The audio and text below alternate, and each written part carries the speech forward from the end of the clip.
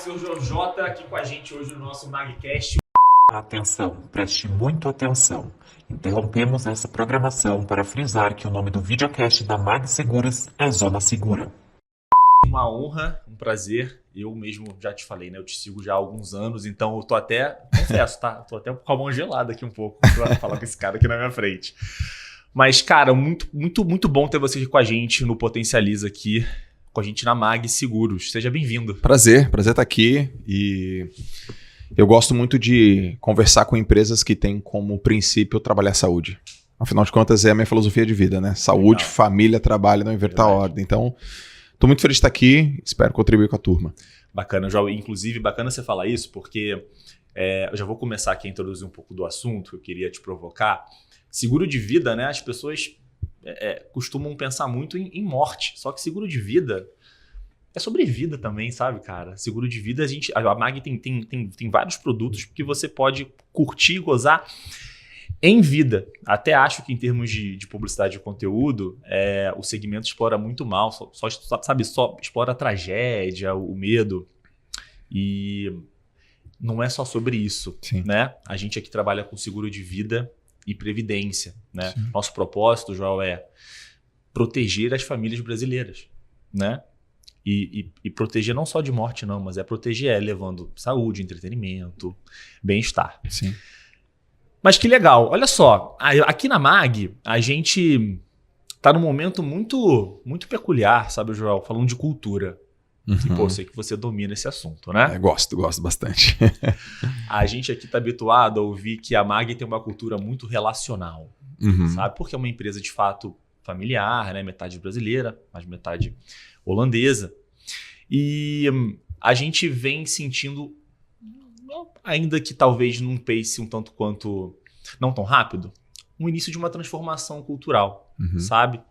Então eu queria abrir de forma bem abrangente aqui esse papo para te perguntar sobre o seu ponto de vista. O que é uma cultura organizacional e se dá para a gente modificá-la ou se não dá, não tem o que fazer, está criada, não tem jeito, senta na mamona aí e espera.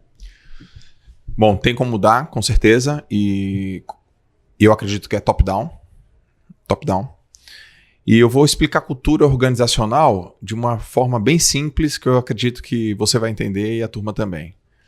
Quem você contrata, quem você promove, quem você demite, quem você mantém é a sua cultura.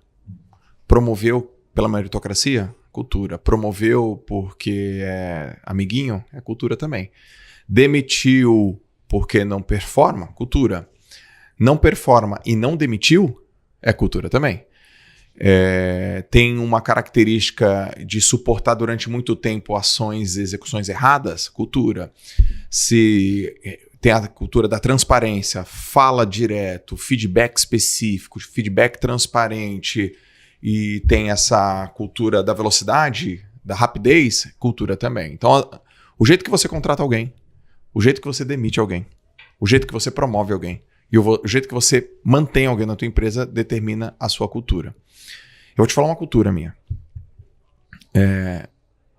Sabe qual é o primeiro elemento que faz eu demitir alguém na minha empresa? Qual? Se ela não faz atividade física. Ela fala assim, caraca, João, não exagero demais? Não, mas é minha cultura. Eu dou exemplo, eu acredito nisso, eu não estou pedindo para ela ser sarada, forte, atleta, ela tem que ser ativa fisicamente. Porque isso previne várias doenças, isso é importante para a saúde. E como eu falo isso para as pessoas, eu não posso falar uma coisa e dentro da minha empresa acontecer uma outra coisa. Então essa é uma cultura. Todo mundo faz, todo mundo... Walk the talk. Walk the talk.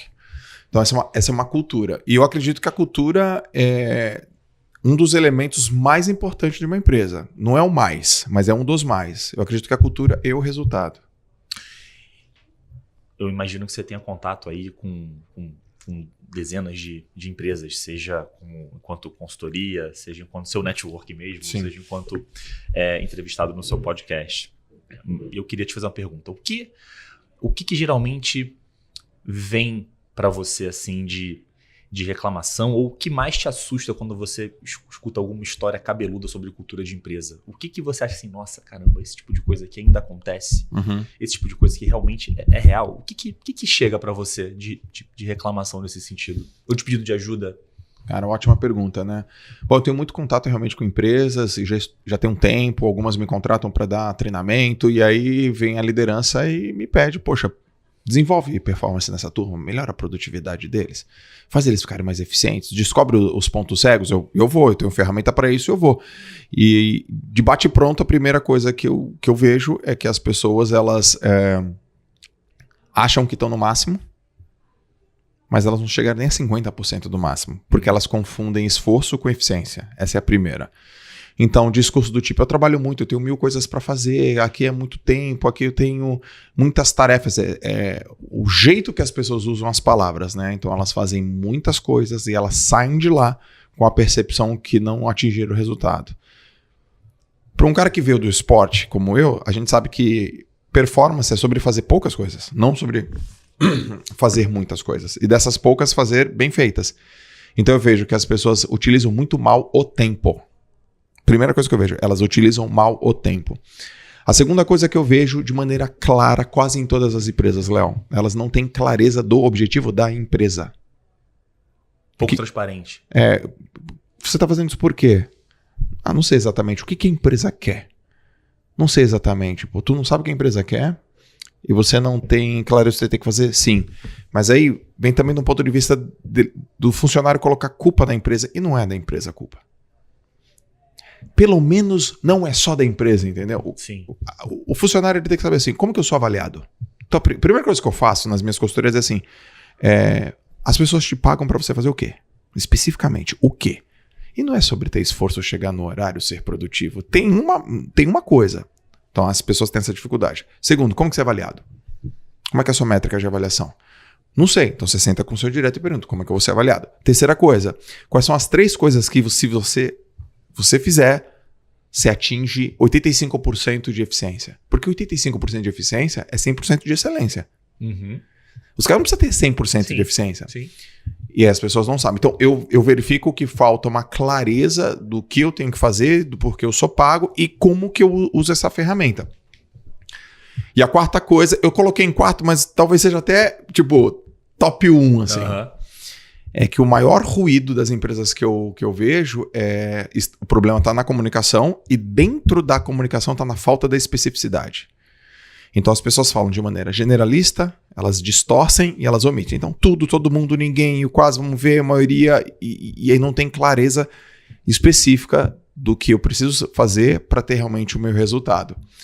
Então eu consigo perceber isso, Léo, a cada 10 empresas que eu dou treinamento, 8 para 9, assim. Caramba, a gente aqui, coincidentemente, né, esse host que vos fala, eu sou novo aqui na MAG, né, e a gente reconstruiu, né, boa parte do time recentemente.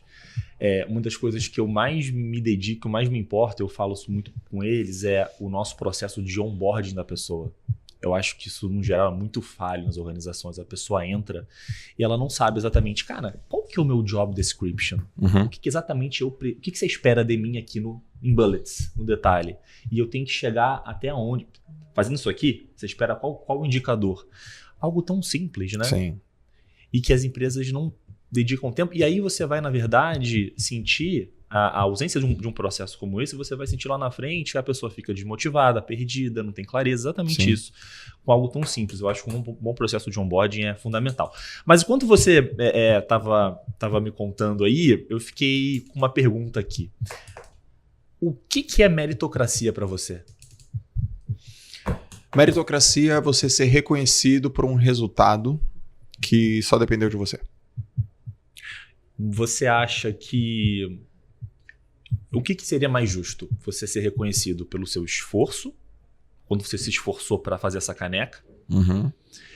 ou eventualmente o resultado que essa caneca deu ao bebê-la? Ou seja, é o número ou... Porque às vezes a gente tem você tem uma meta de atingimento de um número. Sim. E às vezes você não atingiu, mas poxa, você se esfolou para chegar lá. Sim. Pô, você não merece ser reconhecido por isso? Merece. Merece, né? Merece. Então, então você acredita na esforçocracia? Acredito, mas eu não coloco esforço em primeiro. O que você coloca em primeiro? Resultado. O resultado. Mas, cara, como é que você vai ter resultado sem esforço? Então, por exemplo, às vezes você não deu o resultado ainda, mas você olha para o cara e fala, pô, o cara tá se esforçando, a mulher tá se esforçando, legal. É meio que ele vai chegar, porque ou faltou, né, tempo ainda, ele não tá fazendo errado, ou faltou tempo ainda. Então, eu tô vendo o esforço dele. Não tem como a gente não olhar para isso. Isso, poxa, é importante. Claro. Mas não tá acima do resultado. Só que quando você cria maestria sobre uma coisa, você se esforçou tanto, aprendeu, apanhou, errou, bateu, que você começa a saber quais são as boas práticas. Você fala, não preciso colocar esforço aqui. Deixa eu ajustar melhor meu esforço. Então o resultado começa a vir, que é a palavra do ano da MAG, que é eficiência também. Então eu coloco os dois, mas o resultado está acima. Só que não dá para ter um resultado ainda sem você masterizar o esforço. Você precisa de tempo. Perfeito. Em tudo na vida. Eu vou te dar um exemplo, cara. Você foi pra academia hoje. Você faz bíceps, rosca direta, tríceps e peitoral. Você olha no espelho, não deu nada. Mas faz isso por 10 anos. Mas a somatória daquele esforço vai dar. Então, se a pessoa tiver essa visão, ela não olha pra coisa com pressa. Porque pressa e velocidade são duas coisas diferentes. Putz, então você me levou agora a fazer uma pergunta aqui. Todas as perguntas não tem nada combinado, tá? Eu faço a pergunta na hora, tá? Legal. Eu não curto muito roteiro, não. A turma já sabe, eu vou criando na hora. Vamos falar um pouco, talvez. Você falou que as pessoas não têm muita paciência, nem sempre, né? De esperar. Sim. E eu observo muito uma questão geracional. Uhum. Em especial, essa geração mais jovem, essa geração ali de 20, 25 anos, que, cara, quer tudo pra ontem. Eu chamo de geração dopamina. Galera, meu irmão, ela quer só ser ativada ali a todo tempo, ela quer ser reconhecida, mas nem sempre quer entregar, enfim. Você concorda com essa minha avaliação dessa geração? Você acha que não é tão radical assim? Você acha até que ponto isso é prejudicial à performance de resultados para as empresas? Eu também vejo, Joel, sem querer ser polêmico, mas já sendo, né? Também uma geração muito guiada por princípios progressistas, sem entrar no mérito se isso é bom ou se isso é ruim, tá? Tá bom. Até que ponto você acha que isso está influenciando atualmente o resultado das companhias? A gente viu um monte de layoff acontecendo recentemente também, por questões econômicas, mas enfim. Depois que a internet entrou na nossa vida, o jeito como as empresas trabalham mudou. Então, antes as empresas trabalhavam numa linha reta em pensamento linear. Cara, você faz esforço, o resultado vai ser proporcional ao esforço. Depois que veio a internet, a gente aprendeu um negócio chamado escala. Então, tem um esforço, o resultado é desproporcional ao esforço. Então, veja, vamos pegar um menino de 18, 19 ou 20 anos. Ele se forma na faculdade ou não, e ele pretende entrar no mercado de trabalho, aí o mercado de trabalho dá para ele um salário de estagiário, ele faz o estágio, e ele chega depois, ele ganha um salário de um menino que está começando, e que esse salário é um salário que, na internet, com uma coisa que ele gosta, da casa dele, ele consegue fazer isso em um dia. Trouxe essa possibilidade. Então ele fala, por que eu vou fazer durante 30 dias o que eu posso fazer durante um dia? Então, a percepção de tempo dele muda. Então ele chega pro chefe e fala assim, tá, cara, mais rapidez, me dá mais autonomia, me dá mais velocidade. E aí a empresa não vai fazendo isso porque ela tem um jeito de trabalhar. Não, cara, você precisa passar alguns processos, cara, precisa passar algumas etapas. Ele fala, não, mas essa etapa eu já sei. Tipo faixa de jiu-jitsu. Cara, não dá, eu quero uma coisa mais rápida. Então, esse cara, ele vai em busca, e essa geração, e tem estudos que falam sobre isso, ele vai em busca de, ele não tá pegado com a empresa, ele não tá pegado nem ter casa própria. Eu vim de uma época, Léo, que meu pai falava, comprou tua casa, virou homem. Hoje a turma vem no discurso, não precisa comprar uma casa. Aluga, porque tem um racional financeiro aqui. Mas e se a gente não olhar o racional financeiro, a gente quer ter uma casa porque a gente quer ter um lar. Sim. Hoje essa molecada não, quero ficar nômade, eu vivo num quarto alugado, eu trabalho pela internet e eu quero as coisas muito rápidas. Esse é o desafio, cara. Você acha que as empresas não estão preparadas para essa mentalidade, então? Algumas não. A maioria? Grande parte. Eu também acho. E eu acredito que as empresas, elas precisam estar preparadas para essa realidade e entendendo a cabeça desses caras, porque a galera é criativa, a galera é rápida, a galera é a da nova economia. Então o que faz essa turma aí ficar? Fica pelo propósito, fica pela autonomia, fica pela criatividade, fica pela cultura, fica por novas abordagens. O mundo mudou, minha turma é jovem, a turma que trabalha comigo também é 20 e poucos anos. Então por que esses caras ficam comigo? Porque eu acredito que eles têm aprendizado constante, eles trabalham naquilo que eles acreditam que eles têm potencial e eles têm perspectiva. Perspectiva de crescimento e perspectiva financeira. Legal. E eu acredito que algumas empresas precisam refletir por esse caminho também. Joel, para a gente fechar aqui o nosso papo, o que você acha que as pessoas vão pensar quando saírem da sua palestra agora, em cima do conteúdo que você vai ali? Elas vão pensar que elas estão se esforçando pouco, esforçando errado, que o Joel fala direto, que ele fala para adulto e que eles não estão nem a 50% do que eles podem chegar. Muito bom, gente. Com vocês, Joel J, craque demais. Valeu, irmão.